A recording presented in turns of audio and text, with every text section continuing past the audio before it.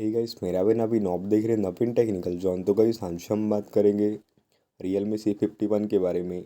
And guys आज का हमारा टॉपिक है how two of keyboard sound. तो गाइस अगर आप अपने फ़ोन में कीबोर्ड साउंड को ऑफ करना चाहते, बंद करना चाहते, तो गाइस वीडियो को लास्ट तक देखिए एंड समझिए।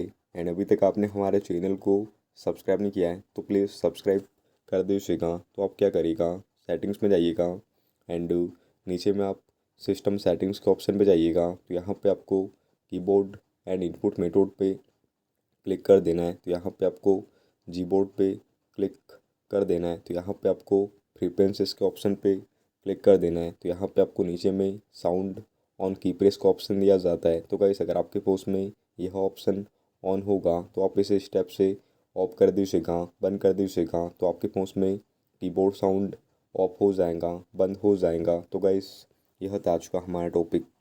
उम्मीद है गाइस आपको वीडियो पसंद होगी। आज के लिए बस इतना ही। Thank you.